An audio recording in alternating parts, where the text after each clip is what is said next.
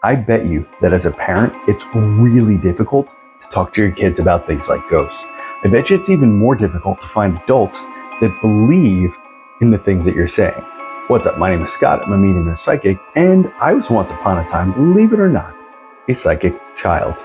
Now, let's not get too hung up in the words of psychic, mediumship, empath, or any of those things. Let's just say that I'm here to help you with your difficult issues when it comes to dealing with your kids and ghosts. It can be a very difficult subject to breach with anyone. What do you do when your little child comes to you and is seemingly talking to people that aren't there? What are the things that you need to do as a parent in order to understand what they're coming to you with? Are they having imaginary friends, or are they talking to something else? Yeah, it can be a little bit creepy, and let me tell you, as a child, I definitely had my parents uninvited several times to people's homes. Now, it's okay, because now we live in the world of openness and everything is okay. Maybe on a bigger level, maybe not in your world. Luckily, you have something at your disposal that my parents didn't have. YouTube, the internet, TikTok, Instagram. Funny enough, you can follow me in all of those places here. All right, so let's talk about breaching the subject of speaking with your children about ghosts, monsters, imaginary friends, and what to do about these things. So the first thing that I want you to do is to be open and honest with yourself about your child. Do you think that they really are speaking to somebody on the other side? What makes you think that? What clues have they given to you without you asking about them? And in the house that you live in, or the apartment or the building that you live in, is there anything else that happens that you think is kind of strange and maybe paranormal? Well, if you have several things that lead up to you actually being in this box of people who might be experiencing paranormal things, ghosts, poltergeist, don't say the D word, Scott. Damn it. Yeah, it's very rare that you might come across something like that. So the first thing that I want you to do is remember that you're an adult, you're in charge, and you are definitely the one who's going to make the decisions in your house as to what is allowed there, right? We don't just open the front door and let strangers in. So why would you do it for ghosts? This is your house. This is your domain. You're the adult and you're the boss. And there is no ghost that is ever going to be able to scare your child and you if you don't want to let them do that. Okay? I know this might sound kind of strange, but listen, you found me and there's a good reason for it, because I have a lot of really good experience and advice. I've been on tons of investigations throughout my years doing the paranormal, and I guess, I mean, growing up with it probably made me a pretty good candidate for giving out some advice. So here is the first thing that I want you to do. Numero uno. Number one. Do a very easy and gentle brief investigation with your child. I don't mean get out the ghost meters. I don't mean get out the cell phone and the camera. I mean, just talk to your kid a little bit. Ask them, hey, you've been telling me that you see a black shadow in your room. Talk to me about that. And as an adult, use some rationale and understand what they might be talking about. And know that there are things in the world that aren't scary, that just seem scary to children, right? Sometimes what we find is that there's windows in homes, and when cars pass at night, they create shadows. Sometimes there's a street light outside. Sometimes there's just a strange shadow that moves through the room. And it doesn't necessarily mean that it's evil or bad. It just means that it exists, and it may not even know that it's scaring you. Kind of like a spider walking across the floor, right? Scary because it's a scary spider, but it's actually not that frightening when you think about it. You are a giant human being, and that's just a bitty spider. It's the same thing with ghost spirits and energies. They just kind of exist, and we don't want to worry too much about them, okay? Now, let's move on to the next part. After you've kind of done a little discernment with your child, I always like to say, give them some crayons, give them a piece of paper, and if they're able to, let them draw things. Because remember, kids aren't always able to articulate the things that they want to say.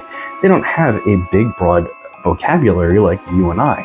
So let them color, let them draw, and then while they're doing that, kind of chat with them a little bit and see what other things they might say. If you have to, run your phone a little bit with a voice recorder going so that you can go back on what they said and really think about it later.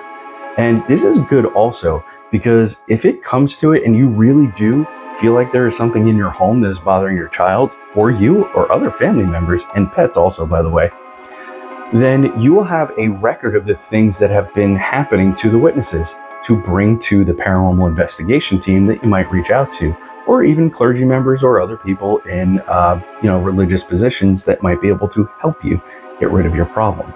Okay? The second thing that I always like to do is research. Now, this is probably the most important one. Listen to what your child has told you, think about the things that you've experienced, and now it's time to do a little research.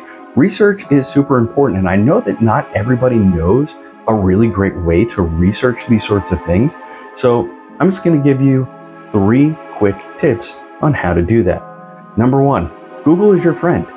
It's free, and all you have to do is go on there, and the first thing you want to Google is your address and paranormal. Put that right in there. Or your town, paranormal, your street, and paranormal.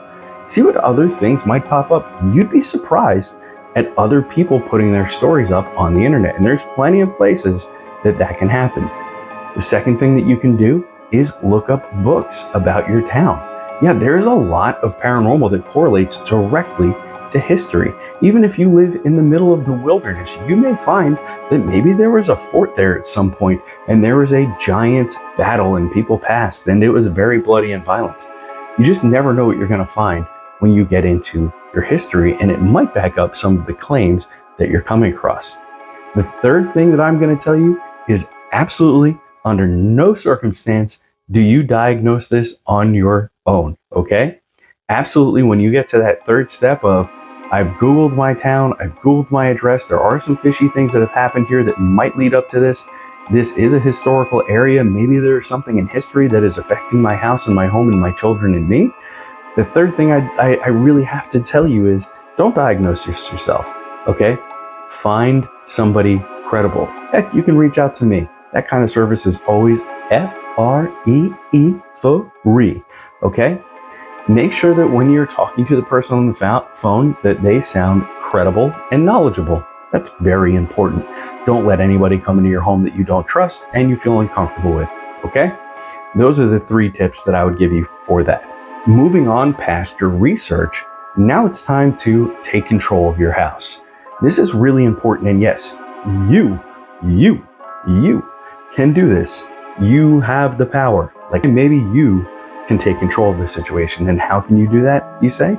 Well, basically, you can walk through your house and tell anything or anyone that doesn't belong there, it's time to kick it. It's time to pound sand.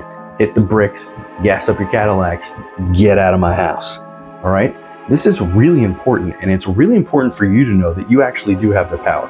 Now, I'm going to tell you that 99% of the time, this is going to work. You can say a prayer, you can walk around and say, please leave. I would always start with being nice before I started being mean, because I know that if I went into a home where there was a stranger and I said, hey, get out of here, they might become combative. But if I talked to them and said, hey, look, you really don't belong here. This isn't your space. You really shouldn't be here anymore. Let me bring you somewhere else, or let me at least take you out of here where you're not wanted. That will go forever and a day in kindness and niceness, okay? It's super important. These souls and spirits were once me and you, and I know that I like to be treated with respect. I know it might sound kind of silly, but it's really not, and it's super important for you to know that that will work most of the time. Now, if you do this and you've done it a couple times and nothing is working, this is the time where you're going to reach out to a local paranormal team and see if they can help you. Remember, make sure they're credible and they are experienced. If you need some tips on that, we'll make a video about it next. If you haven't yet, make sure you hit the like and share and subscribe button, ring the bell, and hang out with me here on YouTube for more tips on how to talk with your kid about your haunted house.